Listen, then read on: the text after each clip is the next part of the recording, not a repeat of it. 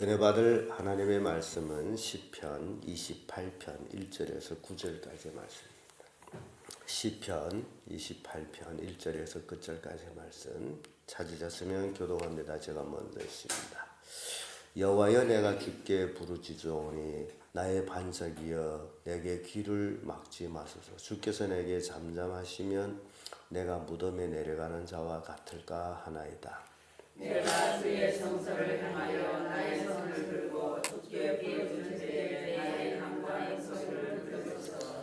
악인과 행악하는 자와 함께 나를 끊지 마소서. 저희는 그 이웃에게 화평을 말하나 그 마음에는 악독이 있나이다. 저희의 행사와 그 행위에 악한 대로 갚으시며 저희 손이 지은 대로 갚아 그 마땅히 받을 것으로 보응하소서. 저희는 하나님의 행하신 일과 손으로 지으신 것을 생각지 아니하므로 여호와께서 저희를 파괴하고 건설치 아니하시로다. 여호와를 찬송하며 내 간구하는 소리를 들으시니로다. 여호와는 나의 힘과 나의 방패시니 내 마음이 저를 의지하며 도움을 얻었도다. 그러므로 내 마음이 크게 기뻐하며 내 노래로 저를 찬송하리로다.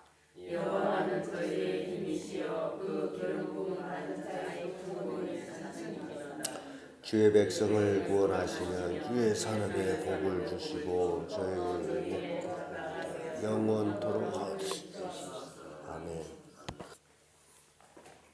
이 말씀으로 하나님을 의지하며 이런 제목으로 말씀을 나누겠습니다.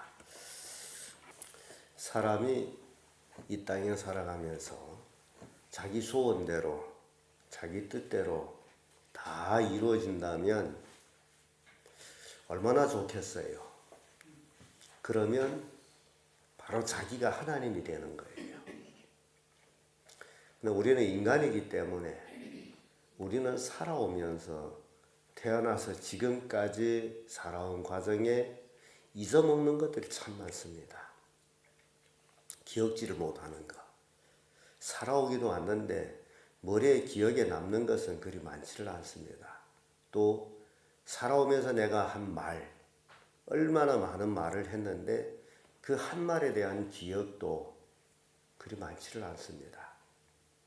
그래서 다 잊어먹고 살아갑니다. 어쩌보면 자신의 과거를 다 잊어먹고 사는 것 같아요.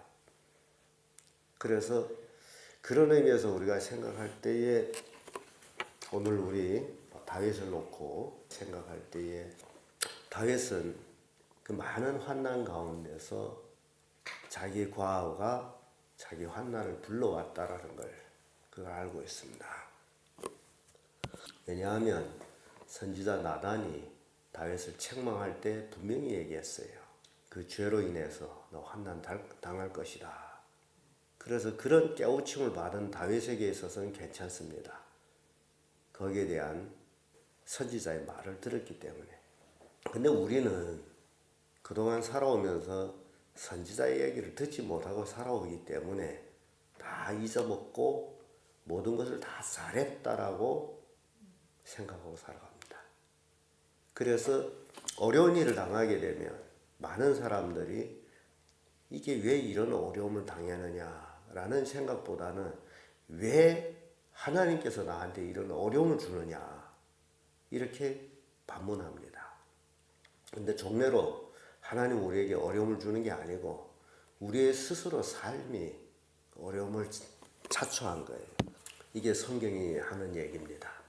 왜냐하면 아담을 놓고 얘기할 때 아담이 선악과를 딱 먹기 전과 선악과를 먹은 다음에 그 차이점을 우리가 보게 됩니다. 처음에 하나님께서는 뭐라 그러죠? 먹지 말라. 먹는 날에는 정령 죽으리라. 그러니까 하나님이 죽음을 준 게 아니에요. 그것을 먹음으로 인해서 죽음에 임하게 된 겁니다. 그래서 우리가 이걸 우리가 깨달아야 돼요. 그래서 어떤 사람들은 하나님에 대해서 잘 몰라가지고 왜 하나님은 병 주고 약 주냐? 하나님은 병을 주지를 않아요. 스스로의 삶이 그렇게 된 겁니다. 그래서 아까도 제가 말씀드렸지만은 인간이 자기 생각대로, 자기 소원대로, 자기 욕구대로 다 이루어진다면 바로 인간이 하나님이에요. 우리는 하나님이 아니고, 그래서 내가 살아온 과거를 다 잊어먹으면서도 늘 생각하기는 자기 욕구대로 이루어지기를 원하는 그런 모습으로 우리가 살아가는데, 오늘 시편 기자 다윗을 통해 가지고 환난을 당했을 때 어떻게 살아가야 되느냐라는 교훈을 주고 있습니다. 그래서 하나님을 의지하며, 우리가 어려움을 당할 때 나 자신은 잘 모르지만은 그래서 하나님을 의지하며 살아야 된다. 하나님 앞으로 와야 돼. 어떤 어려움을 당할지라도, 어떤 고난을 당할지라도 누구 앞에 와야 돼요? 하나님 앞에나 하나님을 의지해야 됩니다.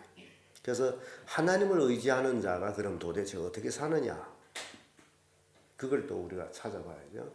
하나님을 의지하는 자, 그 첫째가 하나님께 부르짖는 자다. 1절에서 2절의 말씀인데, 하나님께 왜 부르짖느냐 말이에요. 인간이 왜 하나님께 부르짖어요? 내 힘으로 되지 않기 때문에 부르짖는 거예요. 내 힘으로 모든 것이 다 이루어진다면 내가 하나님이기 때문에 하나님께 부르짖을 이유가 없습니다. 내 힘대로, 내 뜻대로, 내 소원대로 이루어지는 것이 아무것도 없기 때문에 하나님께 부르짖는 거예요. 하나님의 도움을 이제 요청하는 겁니다.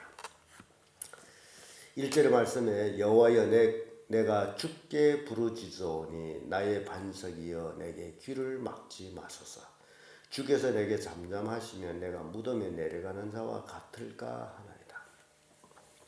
다윗은 하나님께 부르짖고 하나님이 응답해 주시기를 이제 소원하는, 잠잠하지 마소서. 하나님이 나한테 잠잠하면 나는 무덤에 내려가는 자와 같습니다. 인간에게 있어서 하나님이 없다라는 그 자체가 죽음이에요. 비록 우리가 죄를 지었다 할지라도 하나님이 함께하면 삶입니다. 그래서 다윗이 삶을 통해서 우리에게 그걸 보여주고 있어요. 다윗이 죄를 졌어요. 죄 때문에 환난도 당했어요. 그러나 하나님이 함께함으로 다윗이 삶이 회복이 되는 것을 우리에게 보여줍니다.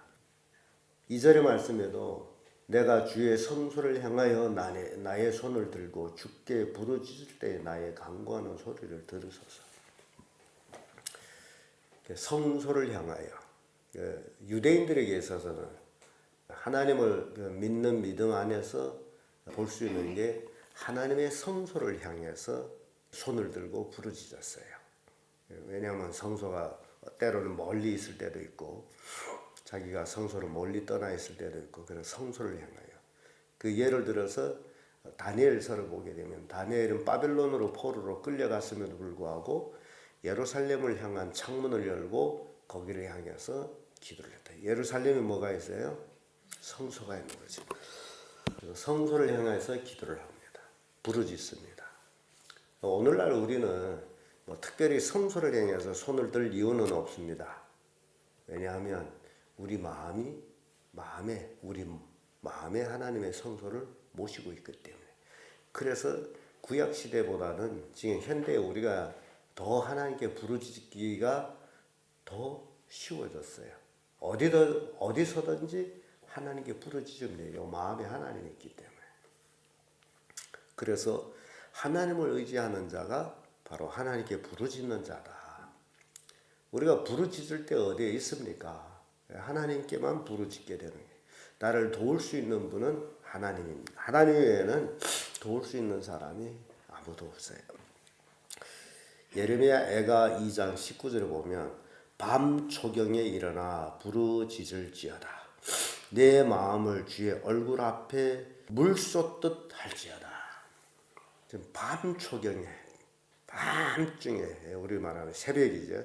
새벽에 일어나서 부르짖고 내 마음을 주의 얼굴 앞에 물 쏟듯 할지어다.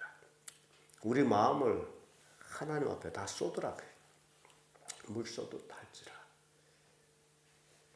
정말 이 세상의 위로자가, 내가 정말 어려움을 당했을 때 위로자가 하나님 외에는 정말 없습니다. 자식? 아니에요. 돈? 아니에요. 권력? 아니에요. 하나님 외에는 위로해 줄 자가 없습니다. 그래서 하나님 앞에 내 마음을 물쏟듯 하나님께 다 쏟고 하나님을 의지하고 하나님께 부르짖는 거예요. 시편 119편 147편 7절 148절에 내가 새벽전에 부르짖으며 주의 말씀을 바라싸우며 주의 말씀을 묵상하려고 내 눈이 야경에 깊기 전에 깨었나이다. 하나님께 부르짖을 때 이 새벽녘 또는 밤중 이런 것들을 이렇게 표현하는 모습 보면 잡음이 없는 시간. 정말 내가 하나님 앞에 단둘이 조용하게 깊이 대화할 수 있는 그 시간을 얘기합니다. 낮 시간에는 여러 가지 생활의 일로 인해서 번거로움이 많아서 마음이 집중이 되지를 않아요. 그래서 하나님과의 기도할 때에 깊숙한 그 영적 교제를 하기 위해서는 그 모든 분주함을 다 막아버리든지 지워버리든지 그리고 하나님께 기도를 해야죠. 그래서 새벽전 밤 깊은 그때의 믿음의 사람들이 기도했던 모습을 봅니다. 우리 대표적으로 예수님은 새벽 미명에 기도를 했던 그 모습을 우리가 보여주죠. 그래서 우리는 새벽 기도를 합니다. 근데 이 새벽 기도가 정말 하나님 앞에 나와서 그 조용한 그 시간에 하나님과 깊은 교제를 하는 것 얼마나 좋은지 몰라요. 낮에는 깊이 기도를 할 수가 없어요. 생활의 번거로움 때문에. 일하는 사람은 일을 해야 되고. 그래서 이 하나님을 의지하는 자가 이렇게 하나님께 부르짖는 자다. 신앙이라는 것은 하나님께 부르짖는 거예요. 그것이 하나님을 의지하는 표현입니다. 두 번째로 하나님을 찬송한다. 6절에서 7절 말씀인데 6절에 보면 여호와를 찬송하며 내 간구하는 소리를 들으시미로다. 여호와는 나의 힘과 나의 방패시니 내 마음이 저를 의지하며 도움을 얻었도다. 그러므로 내 마음이 크게 기뻐하며 내 노래로 저를 찬송하리로다 라는 말씀이 나옵니다. 하나님께 부르짖게 되면 하나님의 도움을 받게 되는데 하나님께 부르짖지 아니한 자는 하나님의 도움을 받을 수가 없어요. 그래서 어떤 자들이 하나님께 부르짖지 아니하냐 3절 4절에 보면 악인과 행악하는 자와 함께 나를 끊지 마소서. 저희는 그 이웃에게 화평을 바라나 그 마음에는 악독이 있나이다. 저의 행사와 그 행위에 악한 대로 갚으시며 저의 손에 지은 대로 갚아 그 마땅히 받을 것으로 보응하소서. 악인들은 하나님께 부르짖지 않고 죄악 속에서 살기 때문에 결국 죄로 인해 멸망을 받게 됩니다. 그래서 하나님을 의지하는 자는 이렇게 하나님께 부르짖고 하나님의 도움을 받고 하나님을 찬송하는 거예요. 우리 인간은 생명을 다해서 하나님을 찬송해도 다 못합니다. 그래서 하나님을 찬송하는 것이 얼마나 중요한지 우리는 이 땅에서 하나님을 찬송하는 것을 배워서 찬송을 실천하다가 하늘나라에 가서까지도 하나님을 찬양합니다. 이 찬양은 끝나지를 않아요. 이 찬양은 영원합니다. 그래서 이 땅에서도 하나님을 찬양 잘해야 될 뿐만 아니라 하늘나라에 가서도 주님을 찬양하게 되는데 누가 찬양하냐? 바로 하나님을 의지하는 자가 하나님을 찬양한다. 그래서 우리 입에서는 찬송가가 술술술술 흘러나와야 돼요. 흥얼거리는 찬송가 나와야 됩니다. 제가 92년도에 북한을 이제 가가지고 하루에 60리 길을 걸어 다녔어요. 30리 걸어왔다, 30리 걸어가고. 그때 가서 근 한 달을 있었는데 갈 때 구두를 몰라가지고 북한이 처음 갔기 때문에 그래서 구두를 새 거 사 신고 가는데 한 달 매일 60리 길을 걸어 다니다 보니까 올 때 보니까 구두가 싹 파여나고 그때 가서 발에 무좀도 나고 지금도 가끔 이제 무좀이 생겨요. 그때 얻은 것이. 근데 30리를 첫날에는 걷는 게 그렇게 힘들다가 한 3일 지나가나 익숙해져서 그것이 뭐 삶이라고 생각하면 또 괜찮더라고요. 근데 제가 이 얘기를 하고자 하는 것은 그 걸어 다니면서 늘 흥얼거리는 찬송이 있었습니다. 우리 찬송 중에 걸어가세가 있죠. 걸어가세. 그러니까 가사는 못 부르고 왜냐하면 거기 듣는 귀들이 있기 때문에 그러니까 곡만 흥얼거리면서 근데 참 걸어 다니는데 그 찬송을 하면 흥얼거리면 다 힘이 나고 싱싱싱 걸어 다니는 거 좋더라고요. 그러니까 우리가 하나님을 찬양하는 것이 얼마나 중요한지 흥얼거리면서 찬양해도 하나님은 다 듣고 계십니다. 우리 92년도에 우리 교회가 가장 어려울 때 그때 여기 교인들이 있는지 모르겠습니다만은 우리가 피해 다니면서 예배를 했어요. 이 집 저 집. 그때에 찬송을 소리내서 부르지를 못했습니다. 쫓아온다 해가지고. 그래서 교인들 같이 동그랗게 이 집 저 집 다니면서 찬송 몇 장 부릅시다 하고서 곡이 없는 찬송을 불렀습니다. 소글로. 근데 이 하나님을 찬송하는 것이 곡을 달고 하든지 안 달고 하든지 속으로 하든지 제가 하나님을 찬송하며 예배하면서 가장 은혜스러웠던 그때가 바로 그때예요. 곡이 없이 묵묵하게 하는 찬송. 그런 찬송 다 해봤어요. 속으로 찬송하는. 근데 온 교인들이 다 눈물 흘리는 찬송했습니다. 그래서 하나님을 찬송한다라는 게 대단한 역사가 일어난다는 겁니다. 근데 가끔 신방 가면 우리 교인들이 하나님에 관한 얘기를 듣는 게 아니라 그 보지도 않는 텔레비전을 켜놓고 거기서 나오는 소리만 온 가족의 걔가 주역이에요. 그래서 지지벌거린다 그래야죠. 보지도 않고 듣지도 않고 그게 문화가 됐어요. 텔레비전 켜놓는 거는. 그래서 그런 걸 보면서 여러분 잘 생각해 보세요. 하루 동안 내가 보고 듣는 것 어떤 것들이야 그것이 반사돼 나와가지고 삶이 됩니다. 그래서 우리의 삶이 성경을 읽고 기도하고 흥얼흥얼 찬송하는 것 그것이 삶이 되면 그건 축복이 된다는 겁니다. 그래서 하나님을 의지하는 자가 이렇게 하나님을 찬송한다. 시편 69편 30절에 내가 노래로 하나님의 이름을 찬송하며 감사함으로 하나님의 광대하시리다 하리니. 시편에 하나님을 찬양하는 내용이 엄청 많이 나옵니다. 기도라는 것보다도 찬송하는 내용이 썩 많이 나옵니다. 그래서 우리도 우리의 삶 속에 정말 내가 하나님을 의지한다면 하나님을 많이 찬송하는 그런 삶이 우리의 일상이 되기를 바랍니다. 끝으로 하나님을 의지하면 하나님이 복을 주시는데 그 복을 우리가 받게 된다. 8절에 9절 말씀 보면 여호와는 나의 힘이시요 그 기름 부음을 받은 자의 구원의 산성이시로다. 주의 백성을 구원하시며 주의 산업에 복을 주시고 또 저희에게 목자가 되사 영원토록 드시옵소서.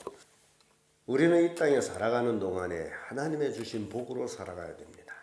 왜냐하면 하나님의 주신 복이 없으면 우리 인간은 살 수가 없어요. 그래서 하나님이 우리의 산업에도 복을 주시고 우리의 몸에도 복을 주시고 모든 일상에 우리에게 복을 주셔야 되는데 바로 하나님을 의지하는 자에게 이런 복을 하나님이 주신다는 겁니다. 시편 5편 12절 보면 여호와여 주는 의인에게 복을 주시고 방패로 함같이 은혜로 저를 호위하시려다. 하나님께서 의인에게 복을 주시고 방패로 보호하시다. 그래서 우리가 하나님 앞에 의인이 되어야 됩니다. 근데 우리는 잘 생각하게 되면 예수 그리스도를 믿는 자를 의인이다. 맞아요. 로마서를 보면 칭의입니다. 그런데 예수님은 이런 말씀하셨습니다. 너의 의가 바리새인보다 낫지 못하면 결단코 천국에 들어가지 못하리라. 그래서 우리는 예수님이 하신 말씀에 대해서 굉장히 우리는 귀를 기울여야 됩니다.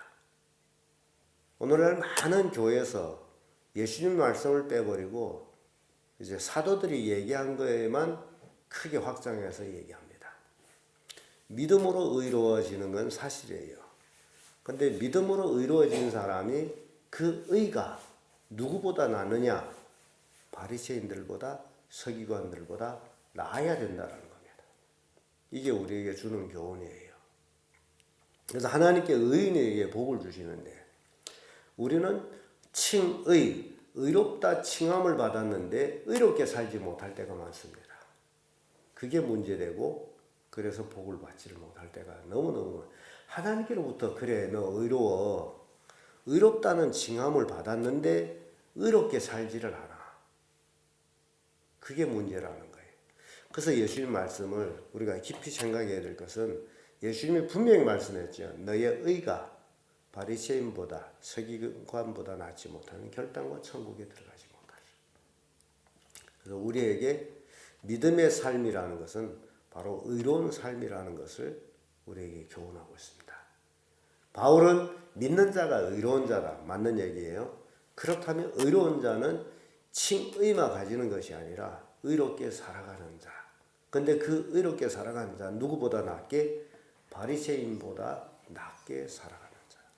그래서 하나님께서 이런 자들에게 복을 주신다는 겁니다. 근데 우리는 그래서 예수만 믿으면 복 받는다고 얘기합니다. 그게 문제예요.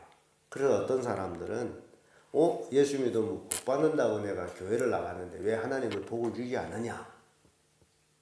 그런 얘기하는 사람 제가 참 많이 봤습니다. 의롭게 살지 않고서 복을 달라는 거예요. 그래서 다시 원리로 돌아옵니다. 잘 기억하세요.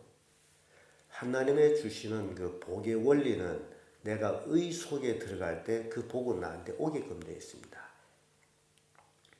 하나님의 죽음을 주는 것이 아니라 스스로 죄를 지어가지고 죽음에 들어간 것처럼 우리가 스스로 의로운 삶을 살게 되면 복은 나한테 오게 되어 있어요.